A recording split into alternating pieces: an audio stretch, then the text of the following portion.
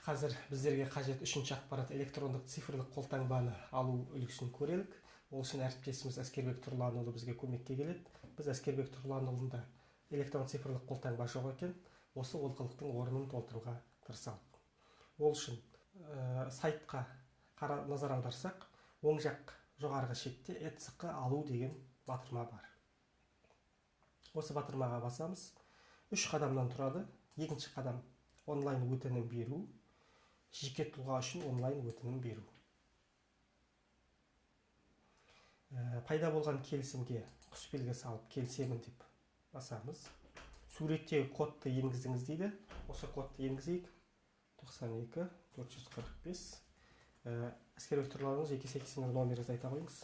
9002 9002 23 301 950. Жеке сәйкестендіру номерін тексеру батырмасын басалық. Міне жүйе біздің тыңдаушымызды анықтады. Электрондық почта терелік. Әскербек 4205 болу керек. 4205 mail.ru. Елді мекенді. Бұл жерде сіз іс-сапар барысында Қазақстан Республикасының қай қаласында, қай облысында жүрсіңіз, сол жерді көрсетуге әбден болады. Қазіргі жағдайда біз Батыс Қазақстан облысы және Орал қаласын таңдаймыз. Кілттерді сақтау орны. Электронды цифрлық қолтаңбаны файлдық жүйеде сақтаймыз.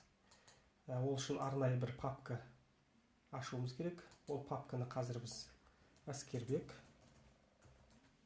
және бүгінгі мерзіммен сақталық. 13.04.2016.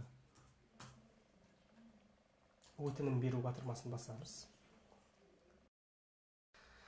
Міне жүйе бізге сіздің өтініміңіз сәтті құрылды деген хабар беріп отыр.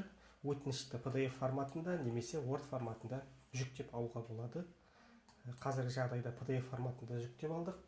Пайда болған өтінімді принтерден басуға команда бере аламыз.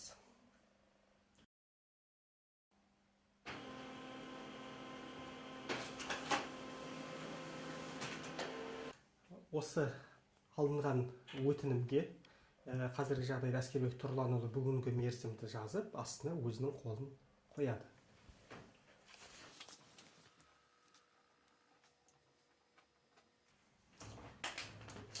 Және де осы өтінімді әрі жеке куәлігін алып, Әскербек Тұрланұлы осы Орал қаласында халыққа қызмет көрсету орталығы қызметкерлеріне барып, бүгінгі күні осы әрекет аяғына шейін жеткізуге әбден болады.